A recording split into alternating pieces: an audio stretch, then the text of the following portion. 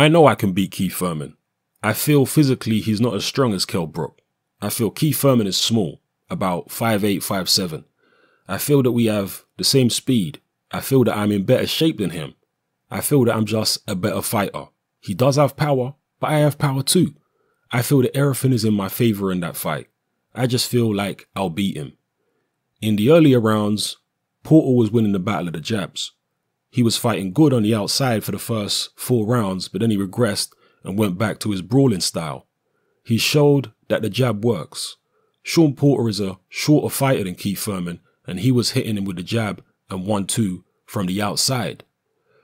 Those are the words of Errol Spence Jr., the current IBF welterweight world champion, talking about his rival Keith Thurman and a potential fight between the two of them. He's sizing him up, he's looking at his strengths and weaknesses, and he believes he's got the measure of the man.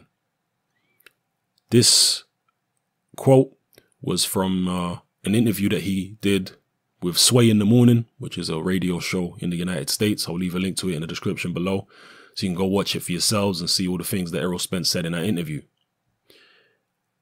Now, I actually concur with some of the things Errol Spence is saying here. I think Errol Spence is bigger than Keith Thurman. I think Thurman is a relatively short guy.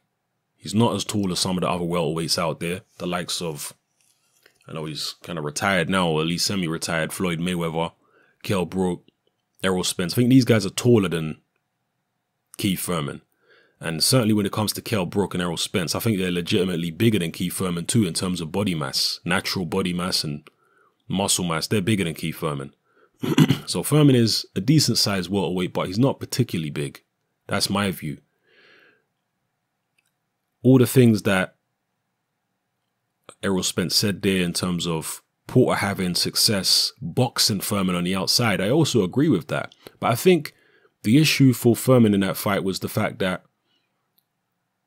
Sean Porter kept switching it up. He was giving Keith Thurman different looks throughout the fight.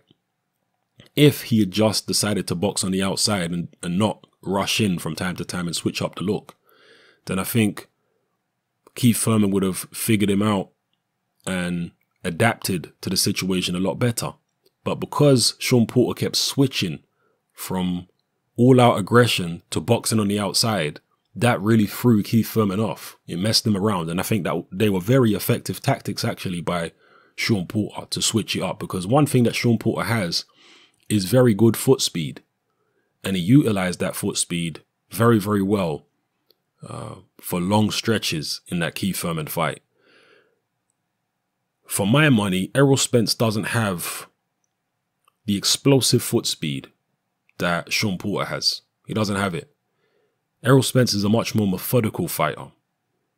As you heard in one of my previous videos, I compared Errol Spence in terms of his approach to Marvin Hagler. Hagler was a guy who very rarely loaded up on punches. He would just throw these methodical, chopping little shots. They were hard shots.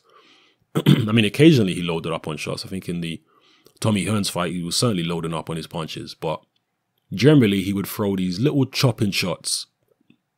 There were hard punches that would gradually wear you down. And Errol Spence is kind of the same. He throws little chopping, neat little punches. And he gradually wears you down and chops you down. But there's nothing really explosive about Errol Spence. I was having this debate with somebody just the other day, actually. They were talking about Adonis Stevenson versus Sergey Kovalev. And me and somebody else was saying Stevenson is explosive. He's more explosive than Kovalev.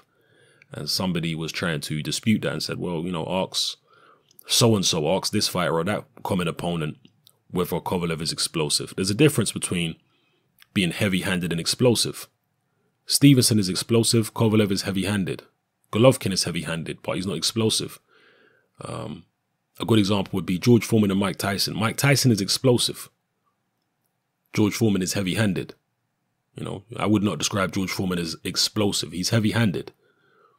So that's what I'm talking about there. When it comes to Errol Spence and Keith Thurman, Errol Spence is more heavy-handed than explosive. Keith Thurman is more explosive. His punches come out of nowhere. It's a sudden force that he can generate with his shots, which comes out of nowhere. Errol Spence is more deliberate. He's not really an explosive fighter. The punches are deliberate and they're placed. And the same goes for his footwork. His footwork is not really explosive. I'm not saying he has slow feet, but he's quite deliberate the way he moves around the ring. There's no real sudden movements from Errol Spence when it comes to his footwork. So, yeah, that's one thing that he doesn't have over Sean Porter is I think Porter's got more explosive footwork. I know that's a very convoluted way of explaining it to you guys, but hopefully you stuck with it. But at the same time, he's got advantages over Sean Porter. He's taller than Porter. I think he'll be able to get close to Thurman without too much trouble. He's a southpaw. I do think he's bigger than Thurman. I'm not sure if he's going to be physically stronger than Thurman. He might be slightly. But certainly if you saw Keith Thurman in the Louis Collazo fight, he had a lot of trouble with body punches. And he's shown this vulnerability before, Keith Thurman, in terms of susceptibility to body shots. He was hurt in the Collazo fight with a body shot, nearly folded in half. And he was also hurt in the Sean Porter fight with a body shot. Neither one of those guys are as good at body punches as Errol Spence.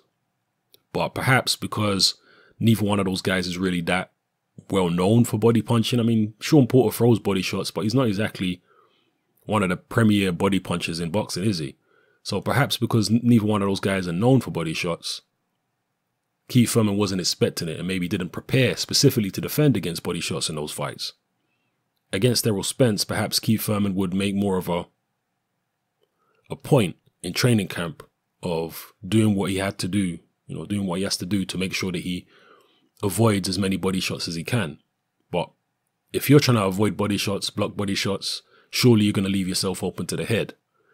So it is what it is. Anyway, convoluted video, sorry about that. But let me know what you felt about the interview that Errol Spence Jr. did on Sway in the Morning. The points that he made, how you think he would do against Keith Thurman. One thing I keep saying about Errol Spence, which impresses me more than anything else, is his attitude. Because as I've said, Errol Spence is not the fastest welterweight out there. He's not the biggest punching welterweight out there. He's not the most explosive guy. But his self-belief and his attitude raise his game up to the next level. That's the rarest thing about Errol Spence, is the attitude that he has. The incredible confidence and self-belief that he has. The dogged determination. This is what makes him special, is the mentality that he brings to the ring, more so than his physical gifts. So anyway, let me know how you feel about everything I talked about in this video, people. It's Hatman, I'm out.